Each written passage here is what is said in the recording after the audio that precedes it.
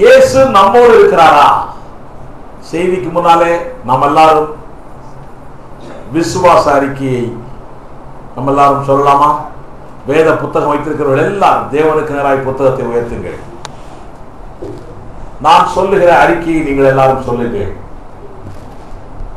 இந்த வேதம் என்னுடையது. காசு கொடுத்துதான் வாங்கணும். ஓசியில வாங்கவே கூடாது. ஓசியில வாங்கினா படிக்க மாட்டீங்க. யாராவது ஓசியில வாங்கியிருந்தா இன்னொரு ஆளு கொடுத்துரு, புதுசு வாங்கு. ஆமென். நம்ம புத்தகம் படிப்பாங்க எல்லாரும். இந்த வேதம் என்னை யார் என்று சொல்லுகிறதோ அந்த ஆள் தான் நான். இந்த வேதம் எனக்கு என்னவெல்லாம் உண்டு என்று சொல்லுகிறதோ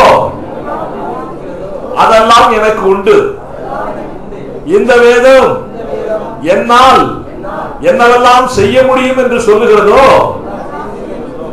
அதையெல்லாம் இயேசுவின் நாமத்தினாலே என்னால் செய்ய முடியும். இன்றைக்கு என்னுடைய இருதயம் தேவனுடைய வார்த்தைக்கு திறந்து இருக்கிறது. நான் தேவனுடைய வார்த்தையினாலே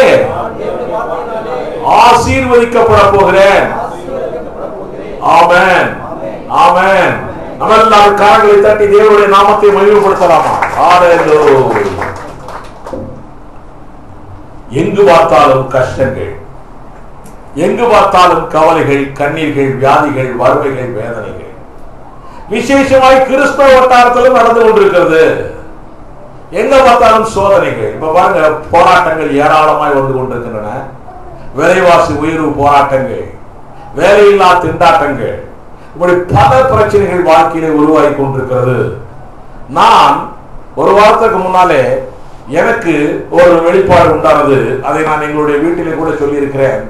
காலம் வருகிறது, அந்த காலத்தில் நாம் இருப்போமா, இயேசு வந்து நம்மை அழைத்துக் கொண்டு போவாரா தெரியவில்லை. காலம் வரப்போகிறது. நம்ம எல்லா இடத்திலும் பணம் ஏராளம் இருக்க போகிறது, வெள்ளியும் பொன்னும் ஏராளம் இருக்க போகிறது, வீடுகள் ஏராளம் இருக்க போகுது, 2 வீலர் 4 வீலர் எல்லாமே ஏராளம் இருக்க போகுது. ஆனா நம்ம காசு கொடுத்து வாங்கி சாப்பிடுறதுக்கு சாப்பாட்டு பொருட்கள் இல்லாமல் ஆக போகிறது. இப்படி ஒரு காலம் வரப்போகிறது. உன் வலது பக்கம் 1000 பேரும் இடது பக்கம் 10000 பேரும் விழுந்தாலும் அது உண்மை அழுதாது என்று தேவன் சொல்லி இருக்கிறார்.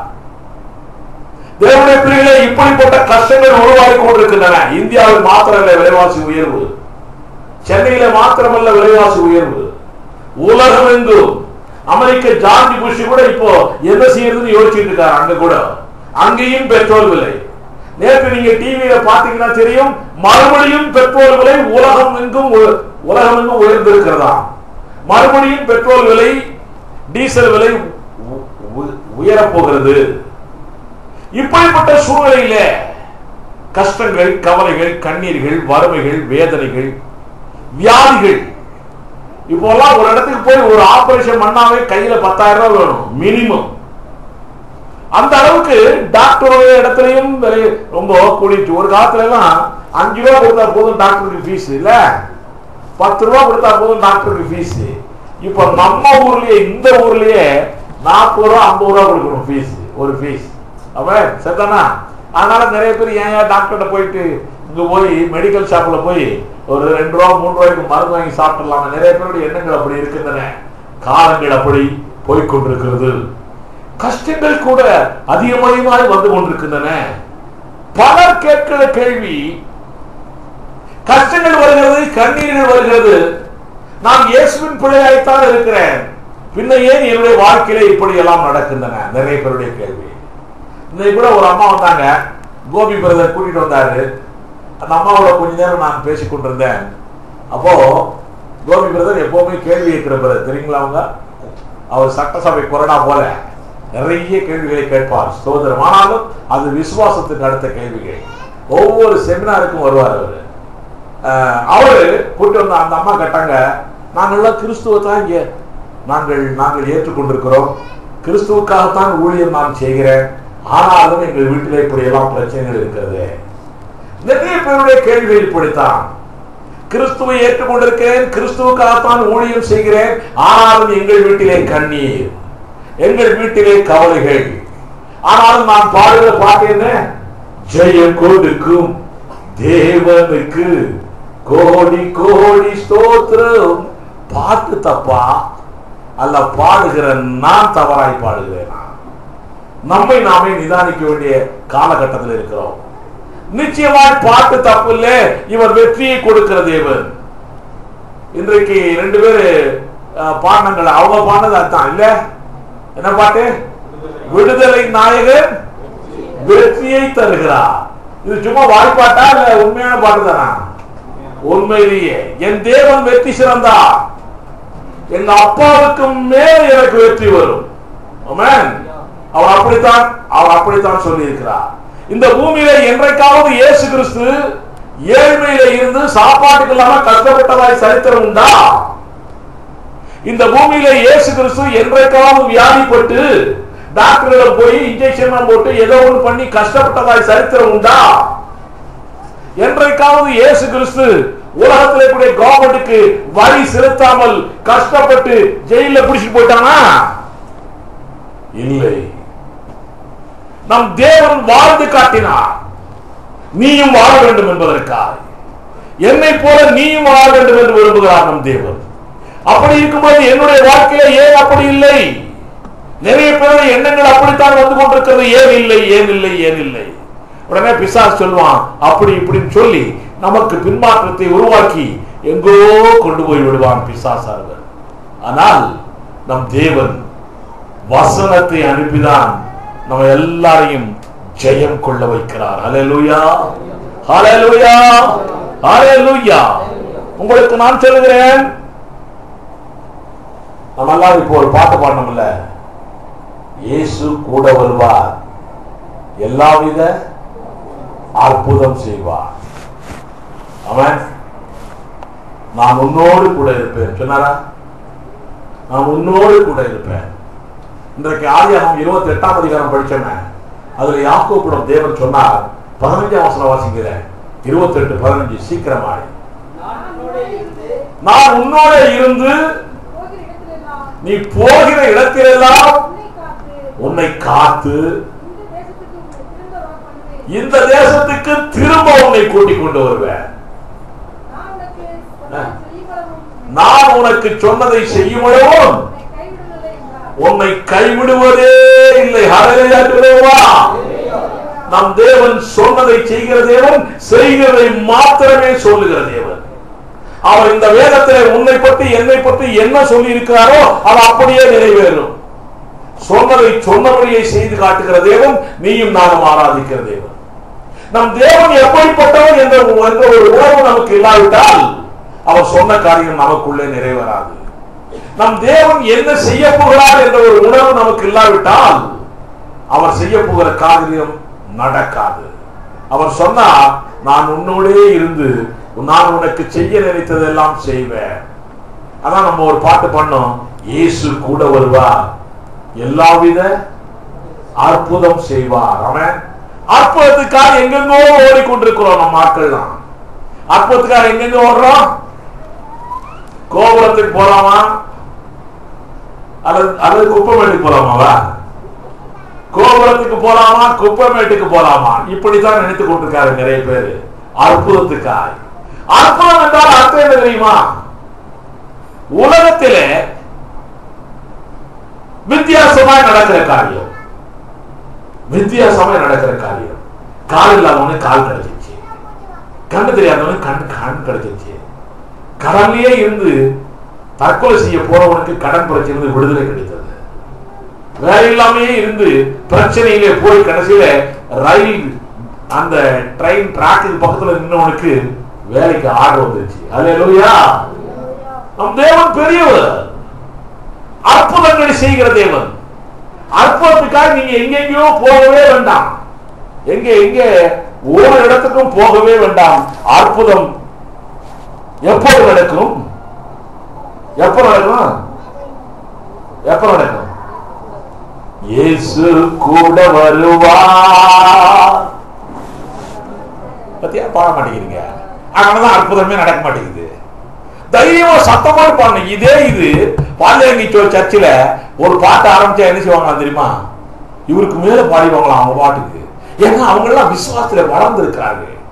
நம்ம இப்பதான் வளர்க்கப்பட்டு கொண்டிருக்கிறோம். ஆமென். வளர்ந்து விசுவாசத்துல இயேசு கூட வருவார், எல்லாவித அற்புதங்களும் செய்வார்.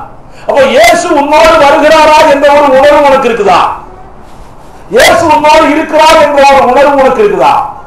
நிறைய பேருக்கு அதுதான் இல்லை. இயேசு என்னோடு இருக்கிறார், என்னோடு வருகிறார், எனக்கு அற்புதங்கள் செய்கிறார் என்ற ஒரு உணர்வு இருந்தால் போதும், உன்னுடைய வாழ்க்கையில கண்டிப்பாய் அற்புதம் நடக்கும். உன்னுடைய வாழ்க்கையில கண்டிப்பாய் சுகம் கிடைக்கும். உன்னுடைய வாழ்க்கையில வெற்றி கிடைக்கும். அப்படி இல்லாத பட்சத்துல இயேசு கிறிஸ்து உன்னோடு வருகிறார் என்ற ஒரு உணர்வு உனக்கு இல்லாத பட்சத்துல அவர் கூட தான் வருவாரு. நான் உன்னை விட்டு விலகுவதும் இல்லை, உன்னை நான் கைவிடுவதும் இல்லை, இந்த பூமியின் கடைசி வரை நான் உன்னோடு இருப்பேன் என்று சொன்ன தேவன் உன்னோட தான் வருவாரு. எப்படி வருவாரு? நிழல் போல் வருவார். நிழலை போல வருவார். நிழல் எல்லா இடத்துக்கும் வரும்ல? வருமா? இருட்டு வீட்டுக்குள்ள பூந்துட்டீங்கன்னா நிழல் தெரியுமா? ஆனால் நிழல் இருக்கா இல்லையா? இருக்குதா? இருக்குது. வெளிச்சம் போட்டாலும் தெரியும். நம்மால செல்வ செழிப்பிலே சந்தோஷமாய் வாழ்கிற போதுதான் இயேசு என்னோடு இருக்கிறார் என்று நினைக்கிறான். வெளிச்சம் போட்டவருப்பாடு தான் நிழல் இருக்கிறது என்று அவனுக்கு தெரிகிறது. இருட்டுக்குள்ளே போகும்போதும், கஷ்டத்திலே போகும்போதும், கண்ணீருக்குள்ளே போகும்போதும் இயேசு என்னோடு இருக்கிறார் என்ற ஒரு உணர்வு இருந்தால் போதும், அந்த இருள் ஒளியாய் மாறும். நிறைய பேருக்கு அப்படிப்பட்ட உணர்வுகள் இல்லை. கஷ்டத்தின் மத்தியில் வந்தவன காரணம் என்ன தெரியுமா? அதற்கு நிறைய ஊழியக்காரர்கள் தான் காரணமாக இருக்கிறார்கள். கஷ்டங்கள் வரும்பொழுது, கண்ணீர்கள் வரும்பொழுது, வியாதிகள் வரும்பொழுது, வேதனைகள் வரும்பொழுது அவர்கள் சொல்லுகிற வார்த்தைகள் என்ன தெரியுமா? கர்த்தர் உன்னை வியாதியை கொடுத்து சிக்ஷிக்கிறாரு, கர்த்தர் உனக்கு வறுமையை கொடுத்து சிக்ஷிக்கிறாரு. இப்படியே சொல்லி சொல்லி நம்மை மழுங்க வைத்து விடுகிறார்கள். இயேசு என்னோடு இருக்கிறார் என்ற ஒரு உணர்வையே மறக்க வைத்து விடுகிறார்கள். இயேசு என்னோடு இருக்கிறார். அவர் யாக்கோபுக்கு சொன்னார், எனக்கும் சொல்லியிருக்கிறார், பூமியின் கடைசி வரை நான் உன்னோடு இருப்பேன் என்று சொன்னார். இவர் சொன்னதை செய்கிற தேவன், செய்கிறதை மாத்திரமே சொல்லுகிற தேவன். ஹல்லேலூயா. இருளின் போதும் தேவன் உன்னோடு இருக்கிறார். கஷ்டங்கள் ஒருவருக்குமே வராது என்று அர்த்தம் அல்ல. கஷ்டங்கள் வரலாம், வரும் என்று நான் சொல்லவில்லை. துன்பங்கள் வரலாம், வரும் என்று சொல்லவில்லை. வேதனைகள் வரலாம், வரும் என்று நான் சொல்லவில்லை. வியாதிகள் வரலாம், வரும் என்று நான் சொல்லவில்லை. எல்லாம் வரலாம். ஆனால் இயேசு என்னோடு இருக்கிறார் என்ற ஒரு உணர்வு இருந்தால் போதும். ஏன் இயேசு என்னோடு இருந்தால் என்ன அர்த்தங்க? இயேசு என்னோடு இருந்தால் இயேசுடைய வார்த்தை என்னோடு இருக்கிறது என்ற அர்த்தம். சரிதானா? யோவான் 15ஆம் அதிகாரம் 7ஆம் வசனம் அப்படித்தான் சொல்லுகிறது. வாசிங்கள் சீக்கிரமாக. யோவான் 15:7.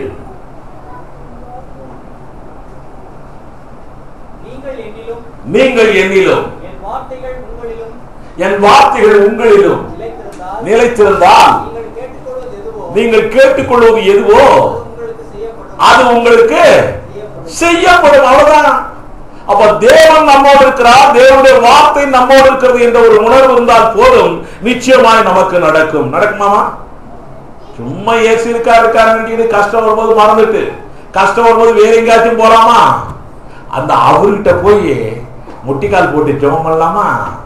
இந்த அவர்கிட்ட போய் தலையை கொடுக்கலாமா? தலையை கொடுக்கிற வேலையை விட்டுரு. ஒருவேளை கல்யாணத்தின் போது வேணா தலையை கொடுத்துரு. கல்யாணத்தின் போது கூட பொம்பளை தான் தலை கொடுக்குறான். ஆனா நம்ம கல்யாணத்துல அப்படி இல்லை, 2 பேருமே தலையை கொடுக்கணும். அவன் என் வீட்டு கல்யாணத்தை பார்த்திருக்கீங்களா? பாத்தீங்களா? மாப்பிள்ளை பொண்ணு 2 பேருமே தலையை கொடுக்கணும். 2 பேருக்கும் மாப்பிள்ளை பொண்ணுக்கு கொடுக்கணும், பொண்ணு மாப்பிள்ளை கொடுக்கணும். ஹல்லேலூயா. அப்ப ஒருத்தருக்குதான் தலையை கொடுக்கணும்.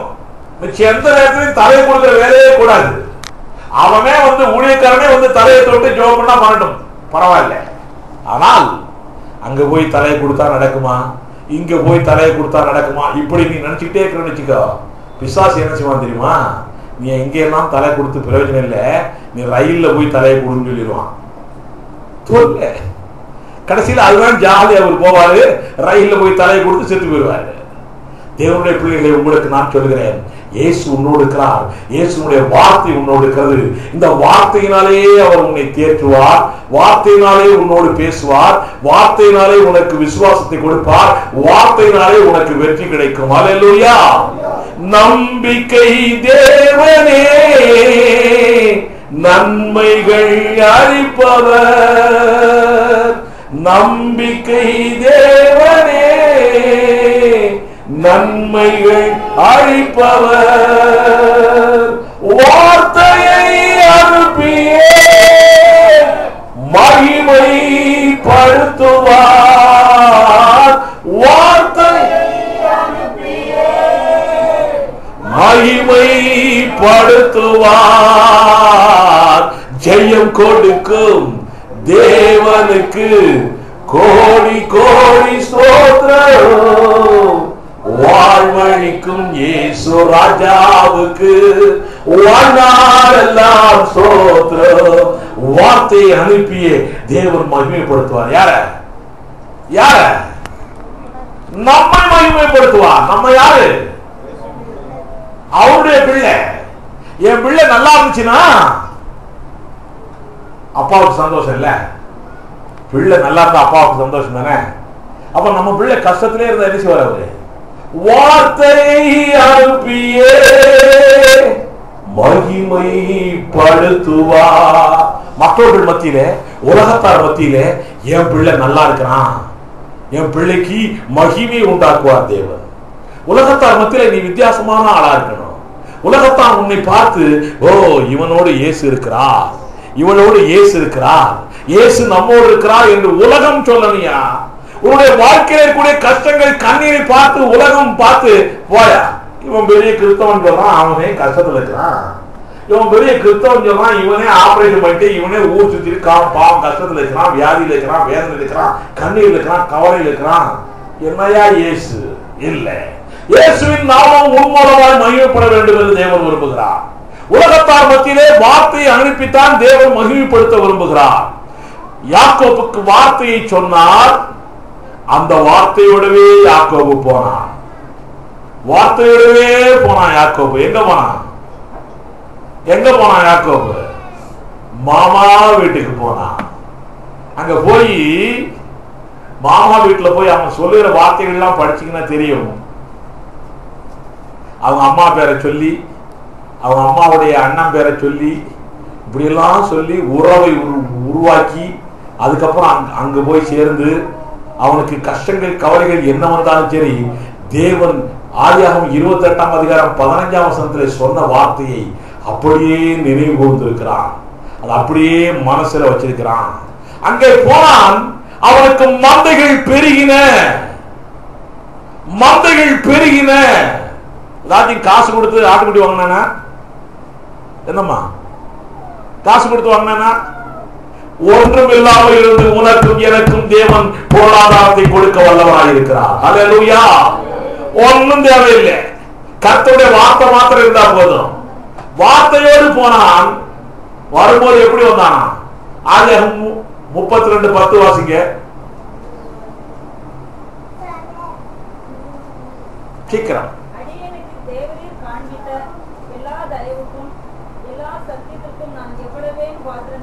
எல்லா தயவுக்கும் எல்லா சத்தியத்துக்கும் அவன் வசனத்தை விடவே இல்லைங்க யாக்கோபு. நம்ம என்னமோ நினைச்சிட்டு இருக்கிறோம், யாக்கோபு சத்தியத்தை விடவே இல்லை, தேவனுடைய தயவை விடவே இல்லை கடைசி வரைக்கும். நீ அப்படிப்பட்ட எண்ணத்தோடு என்னால் முடியும் என்னால் முடியும் சொன்னீங்கன்னா உன்னால் ஒண்ணும் முடியாது. நான் ட்ரை பண்றேன், நான் நடக்கும், இப்படி செஞ்சு பார்க்கலாமா, இப்படி செஞ்சு பார்க்கலாமா, இல்லவே இல்லை. நான் கூட என்னுடைய வீட்டிலே சொல்வேன், மனைவியிடம் மருமகளிடம் தான் சொல்லுவேன், நான் இப்படி ஐடியா இருக்கு எனக்கு, கர்த்தருக்கு சித்தமானால் நடக்கட்டும், அப்படிதான் சொல்லுவேன். இப்படி ஐடியா இருக்கு, தேவன் சொல்லுகிறார், உங்களுடைய ஐடியாவை என்கிட்ட சொல்லிடு, கம்ப்யூட்டர் மாதிரி என்கிட்ட சொல்லிடு, நான் எல்லாம் கால்குலேட் பண்ணுவேன், உன்னுடைய ஐடியா எப்படி இருக்குன்னு சொல்லி அவரு கால்குலேட் பண்ணுவாரு. நம்ம எல்லாம் ஃப்ரீயா உட்காந்துருக்கணும், நமக்கு ஒரு வேலை கிடையாது, நமக்கு ஐடியா சொல்ற வேலை நம்ம வேலை. அப்பா எனக்கு இதெல்லாம் ஐடியா இருக்கு, சரி நீ என்ன செய்யறது, உங்களுடைய சித்தப்படி நடக்கட்டும். ஆட்டப்படிக்க காரியத்தை தேவன் வாய்க்கு செய்வார், கவலையே வேண்டாம். அவன் அதான் இவன் எப்பவுமே தேவனுடைய சத்தியத்தையும் தேவனுடைய தயவையும் நினைத்துக் கொண்டே இருக்கிற யாக்கோபு. வாசிங்க. நான் கோலும் கையுமாய். சும்மா ஒரு கம்பை எடுத்துக்கிட்டு போனையா? தாவீது அப்படித்தான், சும்மா ஒரு கல்லை எடுத்துக்கிட்டு போனா ராஜா வந்துட்டான் இல்ல. அவன் இவன் கோல் எடுத்துக்கிட்டு போனா, நான் சும்மா கோலும் கையுமாய் இந்த யோர்தானை கடந்து போனேன். யோர்தான் என்பது நீயும் நானும் கர்த்தருக்குள்ளே ரட்சிக்கப்பட்ட பிறகு ஞானஸ்தானம் எடுக்கிற காரியத்தை குறிக்கிறது. யோர்தான் என்பது நீயும் நானும் கர்த்தருக்குள் ரட்சிக்கப்பட்ட பிறகு. ரட்சிக்கப்படுகிறது என்பது செங்கடலை தாண்டுவது. நீயும் நானும் செங்கடலை தாண்டுவது ரட்சிக்கப்படுறது. செங்கடலை தாண்டின பிறகு ஞானஸ்தானம். ஞானஸ்தானம் ரட்சிக்கப்பட்ட பிறகு ஞானஸ்தானம். அதுதான் யோர்தானை கடக்கிறது. நீயும் நானும் தேவனுடைய பிள்ளைகளை உங்களுக்கு நான் சொல்லுகிறேன், நீயும் நானும் ஞானஸ்தானம் பெற்ற பிறகு கோலும் கையோடு ஒண்ணுமில்லாமத்தான் கிறிஸ்துவுக்குள்ள வந்தோம். ஆமென். நான் என்னுடைய மனைவியும் கிறிஸ்துவை ஏற்றுக்கொள்ளும் பொழுது நாங்கள் கஷ்டத்திலே, கண்ணீரிலே, கடன் பிரச்சனையில் தான் வந்தோம். நான் டெலிபோன் டிபார்ட்மெண்ட்ல என்ஜினியர் தான். பணம் நிறையத்தான் சம்பளம் வரும். ஆனால் கடன் பிரச்சனைகள் ஏறாலும் வாங்குற சம்பளத்தை பாக்கெட்ல போட்டா இது பொத்த பையில போட்ட மாதிரி போதும், பிரயோஜனமே இல்லை. கஷ்டத்தின் மத்தியிலே யாக்கோபை போல அவன் யோர்தானை கோலும் கையுமோடு கடந்தானே, அதே போல நானும் கர்த்தருக்குள்ளே வரும் பொழுது, ஞானஸ்தானம் பெற்று கிறிஸ்தவனாய் மாறும் பொழுது கண்ணீரோடு, கவலையோடு, கம்பலையோடு வந்தேன். என்ன சொன்னான் யாக்கோபு? இப்பொழுது இவ்விரண்டு பரிவாரங்களையும் உடையவனானேன். ஹல்லேலூயா. நீயும் நானும் கிறிஸ்துவை ஏற்றுக்கொண்டு கிறிஸ்துவுக்குள்ளே வரும்போது உன்னுடைய வாழ்க்கையும் அப்படி இருந்திருக்கலாம். இன்றைக்கும் அதே போல அந்த வாழ்க்கை இருக்கிறது என்றால் உன்னோடு இயேசு இருக்கிறாரா இன்றைக்கு யோசித்துப்பா. உன்னோடு தேவனுடைய வார்த்தை இருக்கிறதா யோசித்துப்பா. உன்னோடு தேவனுடைய வார்த்தை, உன்னோடு தேவன் இருந்தால் போதும், ஆசீர்வாதம் தானாய் விழும். யாக்கோபை ஆசீர்வதித்தவர் உன்னை ஆசீர்வதிக்க மாட்டாரா? யாக்கோபின் தேவன் என்னுடைய தேவன், என்னுடைய தேவனே யாக்கோபின் தேவன். ஆமென். எல்லாரும் ஜெபம் பண்ணுவாங்க, ஆபிரகாமின் தேவன், யாக்கோபின் தேவன், ஈசாக்கின் தேவனே அப்படின்னு சொல்லி ஜெபம் பண்ணுவாங்க. நான் அவங்கள்ட்ட போய் சொல்லுவேன், ஏன் அப்படி சொல்ற? என்னுடைய தேவன் யாக்கோபின் தேவன் அப்படி சொல்லு. நான் தான் பெரியாரு. அல்லேலூயா. நான் தான் பெரியாருன்னு சொல்றாங்க. கைதுக்கு யாக்கோபை விட, ஈசாக்கை விட, ஆபிரகாமை விட நான் பெரியாரு. அல்லேலூயா. பாத்தீங்களா, பைபிள் காலேஜ் ஸ்டூடெண்ட்ஸ் எல்லாம் பயங்கரமா கைது இருக்கிறாங்க. அல்லேலூயா. ஸ்தோத்திரம். நம்ம எல்லாம் பெரியாரு. அவங்க எல்லாம் பெரியார ஆட்டத்துக்கு நினைச்சாரு, கொஞ்சம் கொஞ்சமா பெரியாரு. அவ்வளவுதான். நம்ம ஒரே நாள்ல பெரியாரு, ஒரே நாள்ல பெரியாரு. அல்லேலூயா. ஆக இவன் மந்தைகள் பெருகியது. போகும்போது ஏதாச்சும் பணம் கூட கொண்டு போனா அவங்க அம்மா கொடுத்து விட்டாங்களா? தப்புச்சம் குளச்சேன்னு ஓடினான். ஏசா கொன்றுவானு சொல்லி பயந்துட்டு ஓடியே போயிட்டான். அதுக்கு ஒரு காரணம் சொல்லி அனுப்பினார் அவங்க அப்பா. இந்த ஊர்ல இருக்கக்கூடிய பெண்கள்லாம் உனக்கு வேண்டாண்டா, அங்க போய் நம்முடைய சத்தியத்தின்படி இருக்கிற பெண்கள் இருக்கிறாங்க, அங்க போய் கல்யாணம் முடிச்சுக்கோ அப்படின்னு சொல்லி அனுப்புறாரு. அப்பதான் அவன் போவான்னு சொல்லி. ஏன்னா பொண்ணை பத்தி சொன்னா ஓடிவான்ல. நிறைய பேர் வாழை பிள்ளைகள் பெண்ணை பத்தி சொன்னா ஓடிவாங்க இல்ல, அதனாலதான் ஓடினாங்க. இல்லன்னா இங்க கூட இருந்திருப்பான், ஏசா கிட்ட கூட அடி வாங்கி செத்தாலும் செத்துருப்பான். அப்புறம் சரித்திரம் எப்படி போயிருக்குமோ தெரியல நமக்கு. ஆனாலும் இவன் போகும்போது ஒன்னும் கொண்டு போகல. என்ன இங்கு கொண்டு வந்தோம்? ஒன்னும் கொண்டு வரலைங்க. நம்ம நிர்வாணியாய் வந்தோம். நிர்வாணிக்குன்னா ட்ரெஸ் இல்லாம பிறந்தோங்கிறத மாத்திரம் நினைச்சிட்டு இருக்காத. எல்லாத்தையும் நிர்வாணம். பிறக்கும்போது ஏதாச்சும் துட்டு துட்டு அப்படியே கையை மூடிட்டு பிறக்கிறோமா? பிறக்கும் போது கையை மூடிட்டு தான் பிள்ளை பிறக்குது, தெரியுமா உங்களுக்கு? பிறக்கும் போது பிள்ளை எப்படி பிறக்குது? மூடிட்டு பிறகு. ஒருத்தரும் கொடுக்க மாட்டேன். பிறக்கும் போதே தன்னலம். ஏன்னா ஆதாமுடைய ஜென்ம சுவாபம். கொடுக்க மாட்டேன். உள்ளுக்குள்ள ஒண்ணும் கிடையாது. ஆனாலும் எத்தனையோ பேரு பிறந்த உடனே குழந்தையோட கையை விரிக்கிறதுக்கு என்ன பாடுபடுவாங்க தெரியுமா? அதே விரிச்சு விரிச்சு விரிச்சு விரிச்சு விடுவாங்க. ஆனா செத்த போது எப்படி சாவறான் பாத்திருக்கியா? கையை மூடிட்டா சாவறான், கையை விரிச்சுட்டு சாவறான். ஒண்ணு என்னிடத்துல இல்லை, நான் போயிட்டு வரேன் டாட்டா, வருவானா வர மாட்டேன். டாட்டா சொன்னாலே வருவான்னு அர்த்தம். ஆமென். ஹல்லேலூயா. போயிட்டு வரேன் டாட்டா, இப்படிதான் அவர் காட்டுறாரு. போயிட்டு வரேன் டாட்டா. நிறைய பேருக்கு பயமா போச்சு, சாவுக்குறான்னு சொல்றாரு. தொல்லையா இருக்குது வாழ்க்கையில. கவலையே படாத, என் தேவன் ஜீவிக்கிற தேவன். என் தேவன் வரும் வரைக்கும் நீயும் ஜீவனோடு இருக்க போகிறாய், விசுவாசித்து பார், அது நடந்தே தீரும். ஆமென். சீக்கிரமா வரப்பாரு இயேசு கிறிஸ்து. ஆமென். ரைட். இப்போ இவன் ஒரு காசு கூட கொண்டு போலங்க, ஆனா வரும்போது 2 பரிவாரங்களோடு வருகிறான். நம்ம வாலிப பிள்ளைகள் 2 பேர் வந்திருக்கிறீங்க பாருங்க. ஒரு காசு கூட கொண்டு போலவன், ஆனா வரும்போது எப்படி வராது?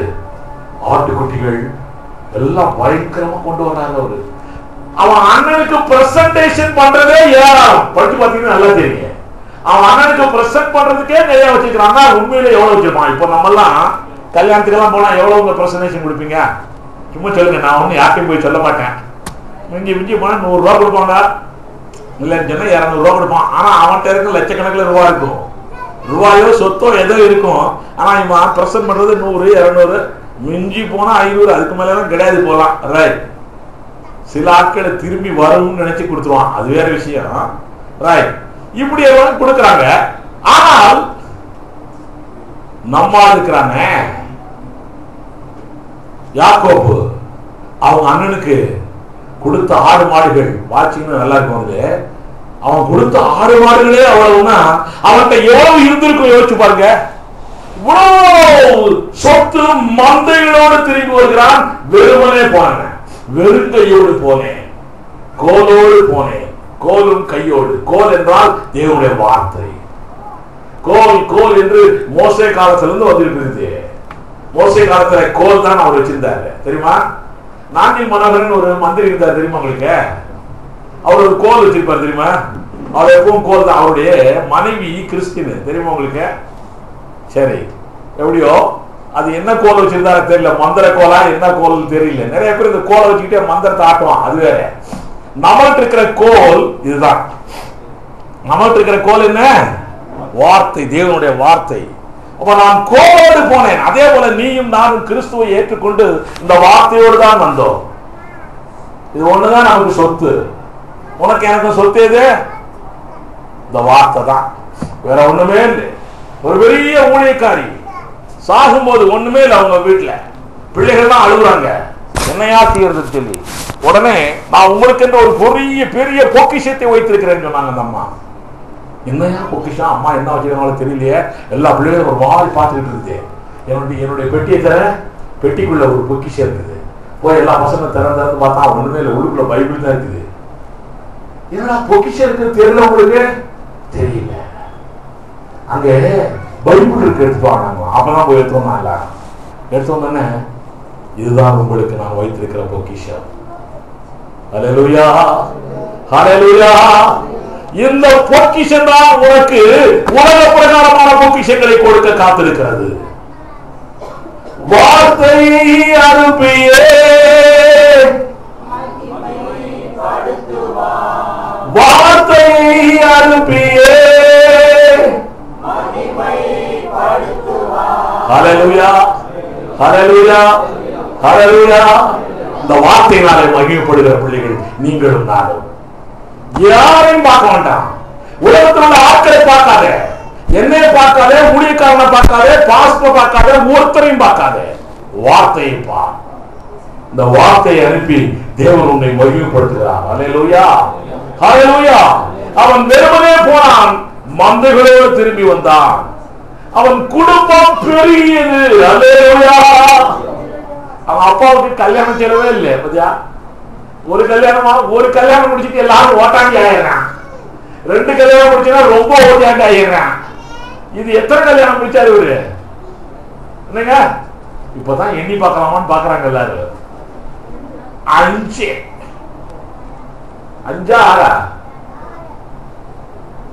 6 தெரியல. பாருங்க, நல்லா பாத்துங்க, வீட்டுல போய் படிங்க. இனிதான் எல்லாரும் போய் படிக்க போறாங்க. அவன் எத்தனை கல்யாணம் முடிச்சான்? இவ்வளவு கல்யாணம் முடிச்சுட்டு பிள்ளைக்குட்டி எல்லாம் பார்த்துட்டு 11 பிள்ளைகளோடு 12 பிள்ளைகளோடு வருகிறான். 11 ஆண் பிள்ளை, ஒரே ஒரு பெண் பிள்ளை. 12 பிள்ளைகளோடு வந்து கொண்டிருக்கிறார்.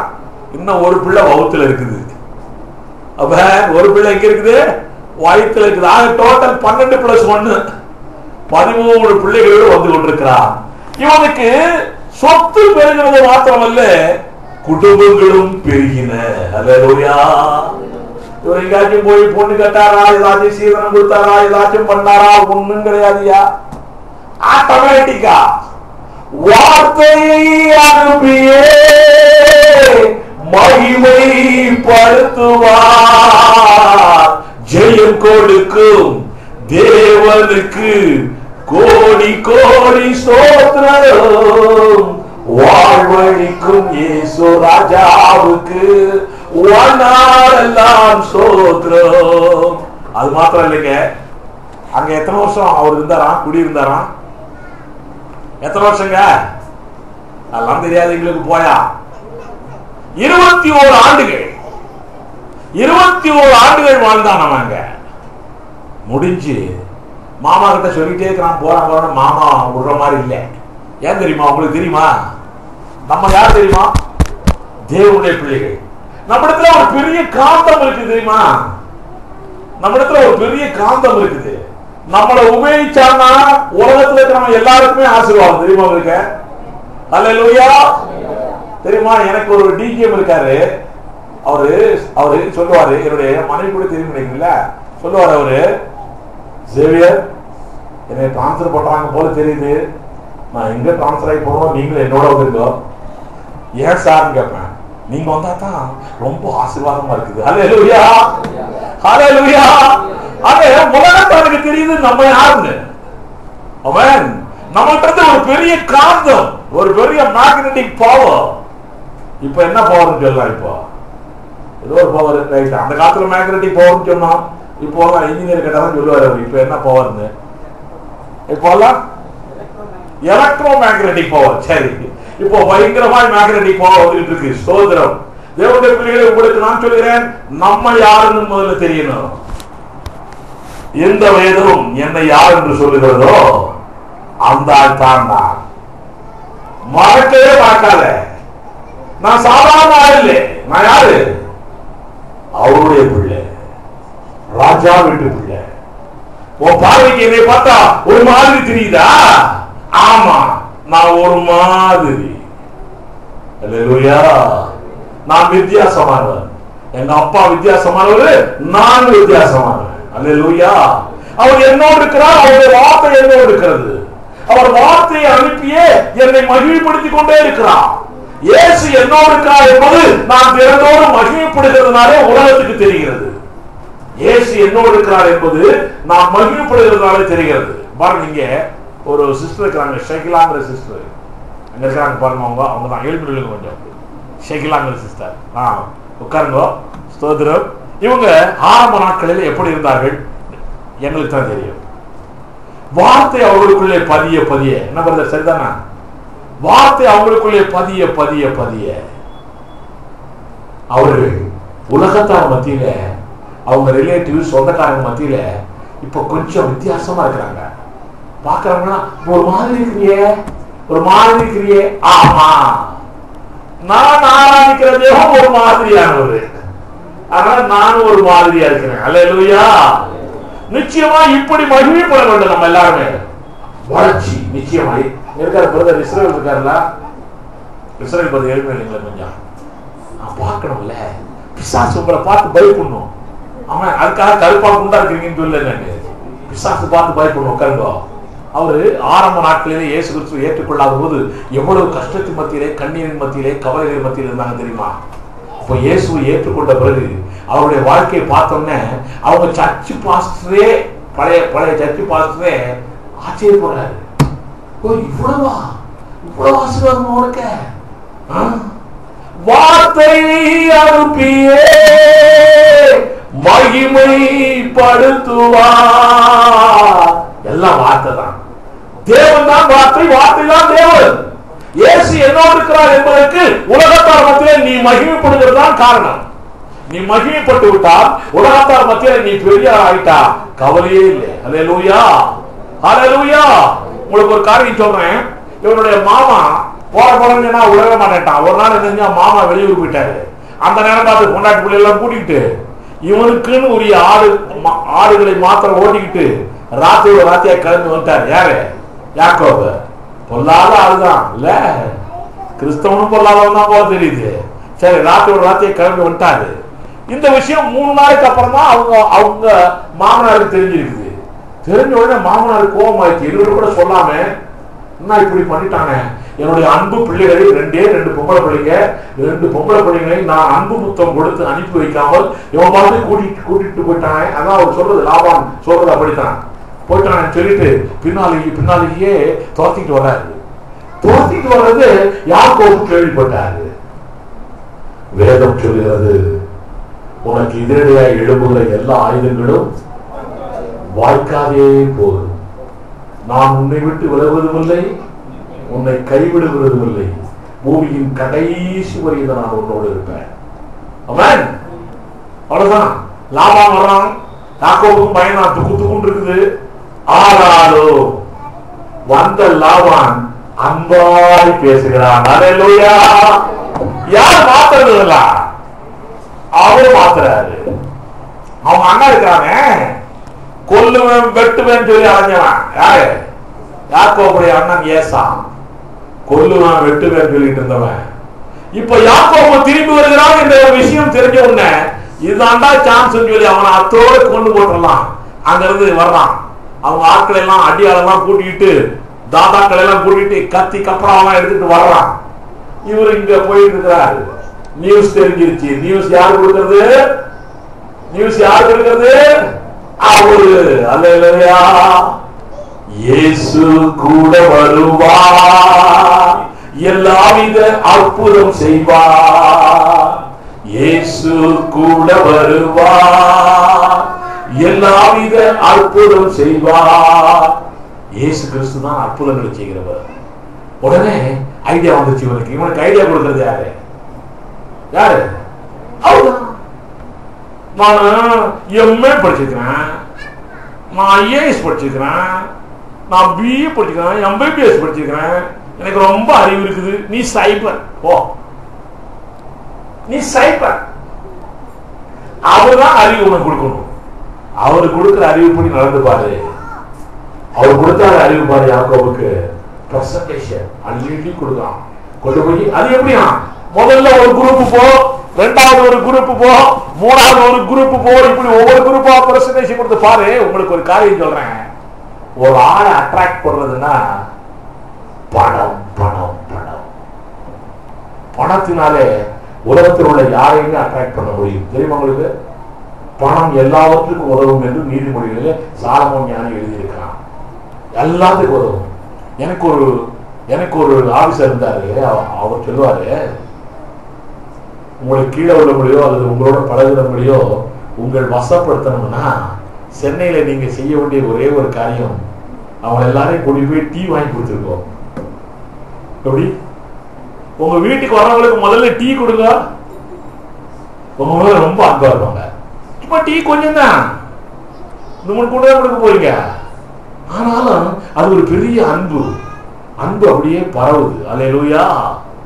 ஆக கொடுக்கிறதுனாலேயே அடுத்தவருடைய மனம் மாறுகிறது. நீதிமொழிகள் எழுதியிருக்கிறான் சாலமோன். நம்ம அன்பாய் கொடுக்கிறதுனால அடுத்தவருடைய உள்ளத்தை நம் பக்கம் இழுக்க முடியும். கொடுக்கிறதுனால அப்படித்தான் நம் தேவன் உன்னையும் என்னையும் தன் பக்கம் எப்படி இழுத்தார் அவரு? உன்னையும் என்னையும் தன் பக்கம் எப்படி இழுத்தார் அவரு? தன்னுடைய குமாரனை கொடுத்து உன்னையும் என்னையும் தன் பக்கம் இழுத்தார் அவன். அது கொடுக்கிறது பெரிய முக்கியமான காரியம். அதனாலதான் கொடுங்கள் கொடுங்கள் கொடுக்கிறத பத்தியே சொல்லிட்டு இருக்கிறோம். நம்ம எந்த சர்ச்சையிலையும் கொடுக்கிறத பத்தி விளக்கமாய் சொல்றதில்லை. பணத்தை கொடுக்கிறது மாத்திரம் இல்லை, நேரத்தை கொடுங்க. உங்களுடைய வேலையை அவருக்கு கொடுங்கள். உங்களுடைய உடலை கொடுங்கள், உள்ளத்தை கொடுங்கள், எண்ணத்தை கொடுங்கள். உங்களுடைய எல்லா ஞானத்தையும் அறிவையும் தேவனுக்கு கொடுங்கள். அவர் நூறத்தனையாய் திருப்பி கொடுப்பார்.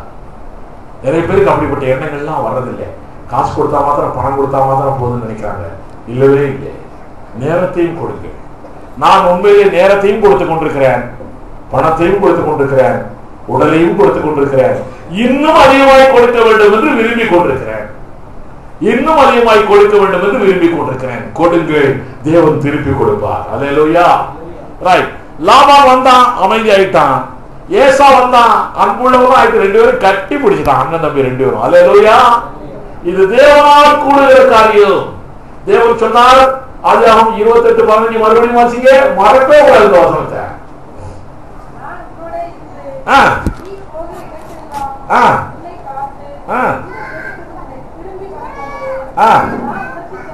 திரும்பி வர பண்ணுது. ஏசா வந்தாலும் சரி, ஏசா நீ மூசா போசா யார் வந்தாலும் சரி, சொன்னபடியே செய்கிறது, அவர் சொல்லுகிறதை செய்கிறது தேவன் ஐயா நிச்சயமாய் செய்வார். இந்த விசுவாசம் யாக்கோபுக்கு இருந்தது. உங்களுக்கு தெரியுமா, அவன் அன்பாய் காதலித்த ஒரு காதலி ராக்கேல், அவளுடைய அன்புக்குரியவள். அன்புக்குரிய காதலிக்கு குழந்தை இல்லை. அவளுக்கும் வருத்தம், இவன் ஏனோ தானோ மாட்டிக்கிட்டான், அவளுக்கு குழந்தை 1 2 3 4 5 6 7 வரிசையா பிறந்துகிட்டே இருக்குது பூரா. ஆனா ராக்கேலுக்கு மாத்திரம் குழந்தையே இல்லை. அன்பாய் லவ் பண்ணி கல்யாணம் முடிச்ச அவளுக்கு, அவளும் சொல்லுகிறாள், என்னையா குழந்தை இல்லைன்னு வருத்தம் ரெண்டு பேருக்குள்ள. ஆனால் என் தேவன் சொன்னார், உன்னை நான் சொன்னபடியே வழி நடத்தி, சொன்னபடியே கொண்டு போய் நல்லபடியாய் கொண்டு வந்து சேர்ப்பேன் சொன்னாரா? எந்த ராக்கேலுக்கு மலரா இருந்ததோ அந்த ராக்கேலுக்கு தேவன் குழந்தை பாக்கியத்தை கொடுத்தார். அல்லேலூயா, அல்லேலூயா. என் தேசத்திலே மகள்கள் இருப்பதில்லை. ஆமென். விசுவாசிக்கிறவன் பெற்றுக் கொள்கிறான். விசுவாசம் இல்லைன்னா கிடைக்காது. விசுவாசிக்கிறவன் பெற்றுக் கொள்கிறான். தேவன் சொல்லுகிறதை செய்கிறவர், செய்கிறது மாத்திரமே சொல்லுகிறவர். இயேசு உன்னோடு இருக்கிறார் என்பதற்கு இதுவும் ஒரு சாட்சி. இயேசு உன்னோடு இருக்கிறார் என்பதற்கு இதுவும் ஒரு சாட்சி. இன்னும் சொல்லுகிறேன் கேளுங்கள். இவன் பெரிய ஆளாயிட்டான், யாக்கோபு பெரிய ஆளாகி ஓல்டு மேன் ஆயிட்டாரு. அவனுக்கு அந்த ராக்கேலுக்கு ரொம்ப கஷ்டத்தின் மத்தியிலே மலடுகள் மாறி அவளுக்கு குழந்தை பிறந்தது. யார் அந்த பையன்? யாக்கோபா? யோசேப்பு. இந்த யோசேப்புங்கிற பையன் காணாம போயிட்டான். அண்ணன் தம்பியே சேர்ந்து வித்து விட்டாங்க கொண்டு போய். அந்த காலத்திலேயே அண்ணன் தம்பி எல்லாம் பயங்கர காரியமா செய்கிற பயிலோட இருப்பாங்க போல தெரியுது. அப்பவே அப்படின்னா இப்ப எப்படி இருப்பான்? சரி, அண்ணன் தம்பியே வித்து விட்டான். யோசேப்பு காணவில்லை என்று யாக்கோபு அழுது கொண்டிருக்கிறார். ரொம்ப அன்பாய் பிறந்த பையன், அவன் மேல அன்பா இருப்பார். அவர் ரொம்ப தன்னுடைய லவ்வருக்கு காதலிக்கு பிறந்த பையன். எப்படி பிறந்திருப்பாங்க? நல்லா இருப்பாங்கல்ல, ரொம்ப அன்பா இருப்பாங்கல்ல. வாலிப பிள்ளைகளை கேட்டா தான் தெரியும், ஓல்டு பீப்புளை கேட்டா என்ன தெரிய போகுது? அதெல்லாம் மறந்து போன கேசுகள். அதெல்லாம் வாலிப பிள்ளைகளை தான் நினைச்சுக்கிட்டே இருக்கும் பாவம். சரி, ஆக அவன் காணாம உடனே வருத்தத்தோடு இருக்கிறான். ஆனாலும் இவன் தேவனுடைய வார்த்தையே நம்பி இருக்கிற யாக்கோபு. தேவன் அவனோடு இருக்கிறார், தேவனுடைய வார்த்தை அவனோடு இருக்கிறது. காணாமல் போன யோசேப்பு கண்டெடுக்கப்பட்டான். ஹல்லேலூயா சொல்லுவா, ஹல்லேலூயா. கண்டெடுக்கப்பட்ட யோசேப்பு சாதாரண கண்டெடுக்கப்படவில்லை. வெள்ளியும் பொன்னும் அவங்களுடைய சாக்கு மூட்டைக்குள்ள இருக்குது. அல்லேலூயா. கோதுமை மணிகள் அவங்களுடைய பஞ்சத்துக்கு உதவியாக இருக்கிறது. அல்லேலூயா. என் தேவன் உன்னை ஒரு காலம் பஞ்சத்திலே விட மாட்டார். என் தேவன் ஒரு காலம் உன்னை தோல்வியிலே துவண்டு போக விடவே மாட்டார். இயேசு உன்னோடு இருக்கிறார் என்ற ஒரு உணர்வு உனக்கு இருந்தால், உணர்வாங்கம்மா, இயேசு உன்னோடு இருக்கிறார் என்ற ஒரு உணர்வு உனக்கு இருந்தால், ஆமென். அது மாத்திரம் இல்ல, அவனுக்கு ஏற்பட்ட மரணம் நல்ல மரணம், நீடித்த நாட்களாய் வாழ்ந்து மரித்தான். ஆமென். இயேசுடைய வருகை தாமதமானால் உங்களுடைய மரணமும் என்னுடைய மரணமும் எப்படி இருக்கும்? நீடித்த நாட்களாய் வாழ்வோம். இன்னைக்கு ராத்திரி எடுத்துட்டு போறாங்க, என்னவோ கண்டிப்பா செத்து போயிடுவேன், நாளைக்கு நான் உன்னுடைய அடக்காரனுக்கு வரணும், அப்புறம் அது வேற சொல்ல நினைக்காத, நினைக்கவே நினைக்காத. நீ விசுவாசிக்கிறபடியே உனக்கு என்ன பிரதர், நீ தானே வந்தீங்க, நீங்க நீ விசுவாசிக்கிறபடியே உனக்கு ஆயிடும். தெரியுமா? சொல்லாதப்பா, கருணாக்கு கருணாக்குன்னு சொல்லுவாங்க தெரியுமா? சொல்லாத, சொன்னபடியே ஆயிடும், சொன்னபடியே ஆயிடும். நம் தேவன் அப்படித்தான் சொல்கிறார். நான் சொல்லுகிறபடி, நாம் சொல்லுகிறபடி அது நடக்கும். தப்பி தவறி கூட சொல்லிடாத, தப்பி தவறி கூட.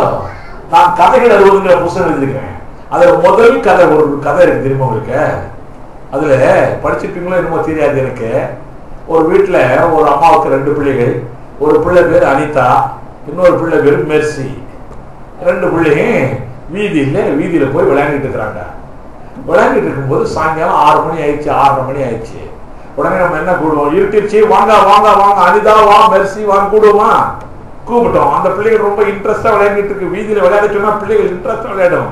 நாங்களும் பார்ப்பேன். இந்த பையன் இருக்கான, சின்ன பையன், இங்க அவன் எல்லோ ஷர்ட், பேர் என்ன?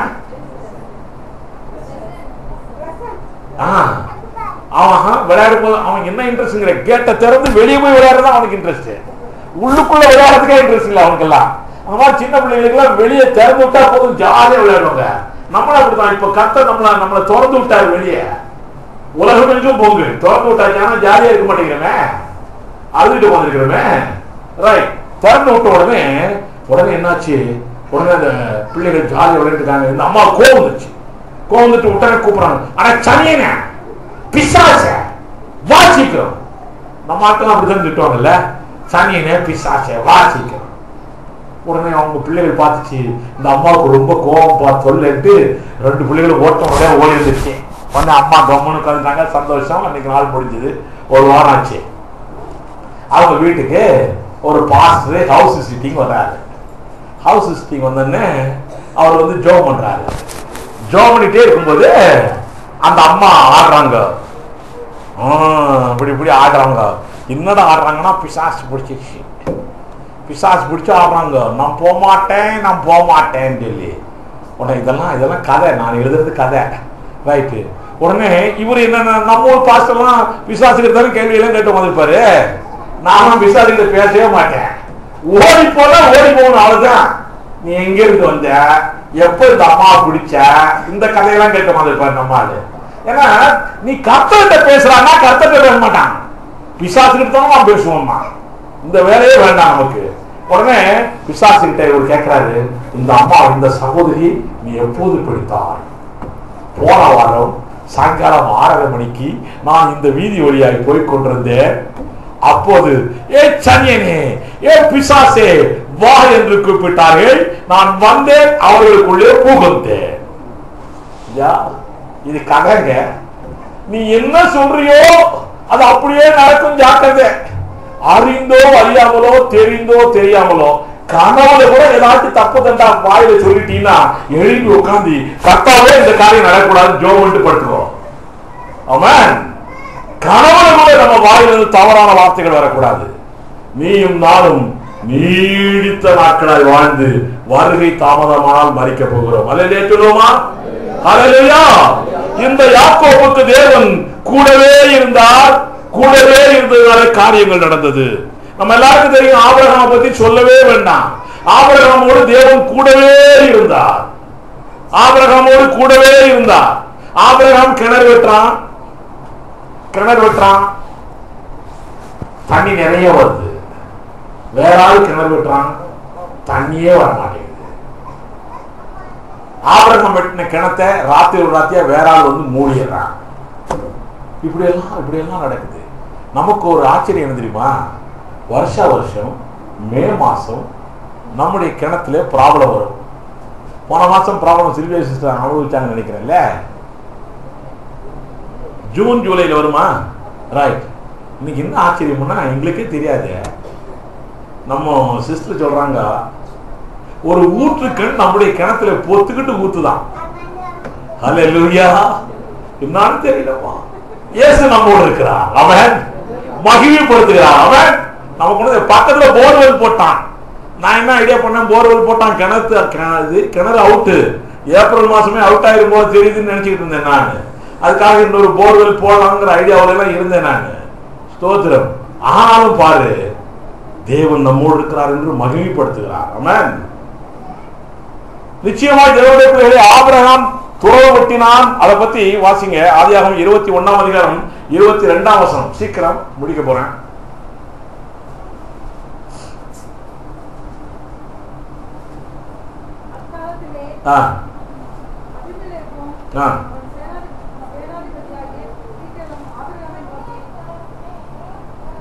வாசிங்க. அதான் நீ செய்கிற காரியங்கள் எல்லாவற்றிலும். இது யார் சொன்னது? அவங்க பாஸ்டர் சொன்னார? ஆபிரகாமுடைய பிஷப் சொன்னார? ஆபிரகாமுடைய சபையை சேர்ந்தவங்க சொன்னாங்களே? யார் சொன்னது? புறஜாதிக்காரன் சொல்லணும். நம்மளை பார்த்து புறஜாதிக்காரன் நம்மளை பார்த்து சொல்லணும். ஆமா, சிஸ்டர் சாட்சி பார்த்தீங்கள? முந்தியெல்லாம் வியாதிக்காரியா இருந்த நீ உனக்கு வியாதியில நல்லா இருக்கிறிய புறஜாதிக்காரன் சொல்லணும்.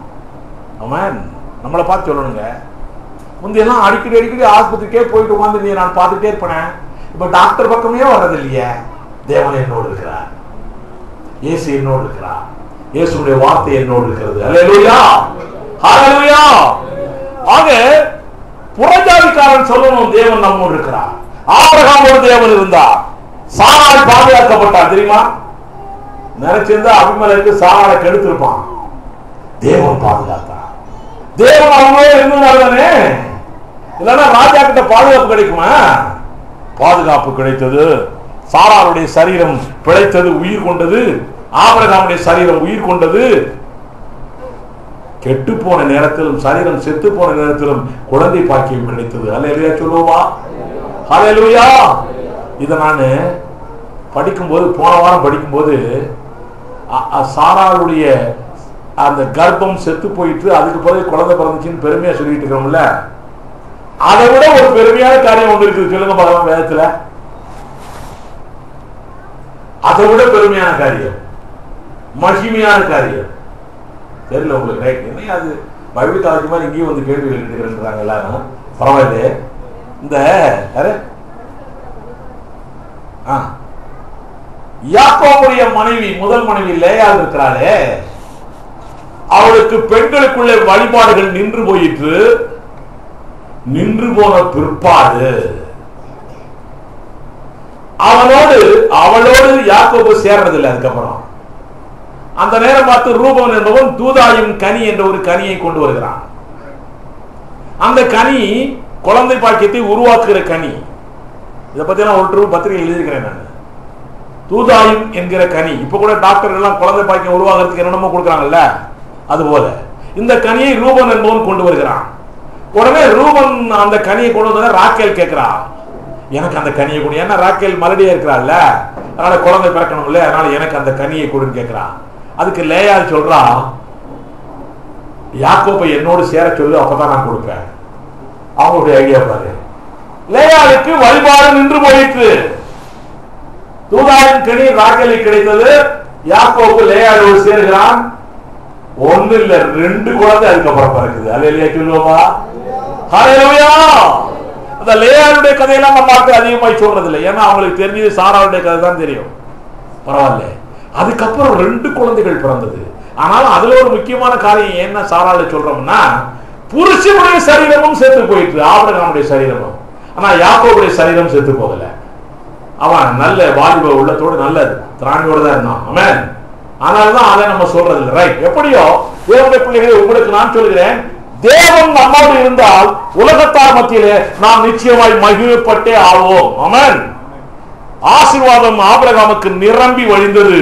உலகத்தானே சொல்லுகிறான், வேலைக்காரனே சொல்லுகிறான், உலகமே சொல்லுகிறது. இது தேவன் ஆபிரகாமுடைய இருந்ததுனால ஆபிரகாம் நீடித்த நாட்களாய் வாழ்ந்தார். இது ஆபிரகாமோடு தேவன் இருந்ததுனால. ஆபிரகாமோடு மாத்திரமல்ல, வேதத்திலே உள்ள அத்தனை பரிசுத்தவான்களோடும் தேவன் கூட இருந்தார். அத்தனை பரிசுத்தவான்களும் ஆசீர்வாதத்தோடு வாழ்ந்திருக்கிறார்கள். தாவீது, யோசுவா, மோசே, சாலமோன், எரேமியா, இஸ்மவேல் கூட, அவனோடு கூட தேவன் இருந்திருக்கிறார்.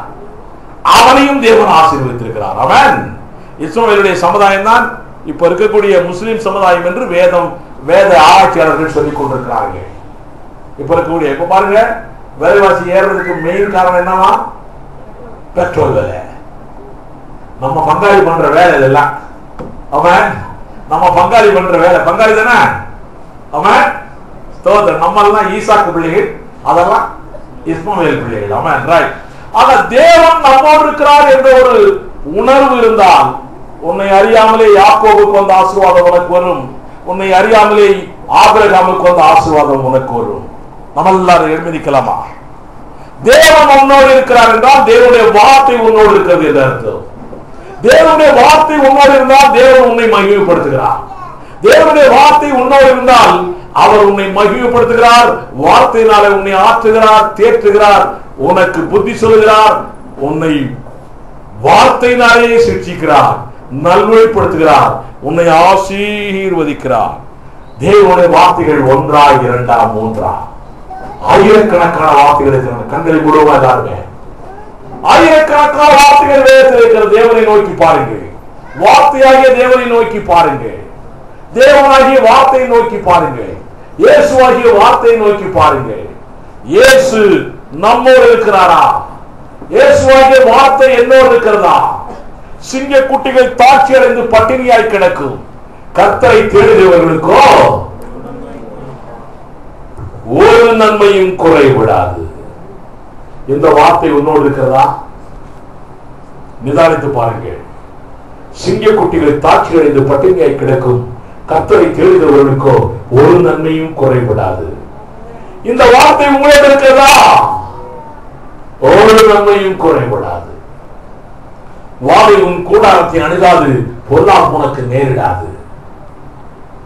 இந்த வார்த்தையாகிய தேவன், இந்த தேவனாகிய வார்த்தை நம்மோடு இருக்கிறாரா? இருக்கிறதா? உனக்கு வியாதி வராது, வந்தாலும் ஒழியே போகும். உனக்கு ஆக்சிடென்ட் நடக்காது, நடந்தாலும் வெற்றி தான் உனக்கு. நீதிமான் 7 தரம் விழுந்தாலும் எழுந்தரிப்பான். இந்த வார்த்தை உனக்குள் இருக்கிறதா? இந்த வார்த்தையாகிய தேவன் உன்னோடு இருக்கிறாரா? இந்த இயேசு உன்னோடு இருக்கிறாரா? நீ எத்தனை தரம் விழுந்து போனாலும் சரி, பகைவர்களால் விழுந்து போகலாம், வியாதியினால் விழுந்து போகலாம், வறுமையினால் விழுந்து போகலாம், வேலையில்லா பிரச்சனையினால் விழுந்து போகலாம், பொண்ணு மாப்பிள்ளை கிடைக்கல இதனால விழுந்து போகலாம், என்ன காரியத்தினாலும் விழுந்து போகலாம். நீ எத்தனை தடவை விழுந்தாலும் தேவன் உன்னை தூக்கி பிடித்து உன்னை மகிமைப்படுத்துவார். ஹல்லேலூயா. இந்த வார்த்தையாகி தேவன் உன்னோடு இருக்கிறாரா? இந்த வார்த்தையாகி இயேசு உன்னோடு இருக்கிறாரா? உனக்கு எதிராக எழுப்புகிற எல்லா ஆயுதங்களும் வாய்க்காதே போகும். உனக்கு எதிராக எழுப்புகிற எல்லா ஆயுதங்களும் வேலை ஸ்தலத்திலும் சரி, தொழிலிலும் சரி, வீட்டிலும் சரி, வெளியிலும் சரி, எங்கு போனாலும் சரி, உனக்கு எதிராக எழுப்புகிற எல்லா ஆயுதங்களும் வாய்க்காதே போகும். இந்த வார்த்தையாகிய தேவன் நம்மோடு இருக்கிறாரா? இந்த இயேசு நம்மோடு இருக்கிறாரா? போகையிலும் நீ ஆசீர்வதிக்கப்பட்டிருப்பாய், வருகையிலும் நீ ஆசீர்வதிக்கப்பட்டிருப்பாய். இந்த வார்த்தையாகிய தேவன் நம்மோடு இருக்கிறாரா? உன்னை வாழாக்காமல் தரையாக்குவேன், உன்னை கீழாக்காமல் மேலாக்குவேன். இந்த வார்த்தையாகிய தேவன் உன்னோடு இருக்கிறாரா? தேவனுடைய வார்த்தை உன்னோடு இருந்தால் போதும், நீ மகிமைப்படுவாய். யாக்கோபை மகிமைப்படுத்தின தேவன், ஆபிரகாமை மகிமைப்படுத்தின தேவன், தாவீதை மகிமைப்படுத்தின தேவன் உன்னையும் மகிமைப்படுத்த காத்திருக்கிறார். நீ செய்ய வேண்டியது ஒன்றே ஒன்று, உனக்குள்ளே தேவனுடைய வார்த்தை இருக்க வேண்டும். அல்லேலூயா, அல்லேலூயா.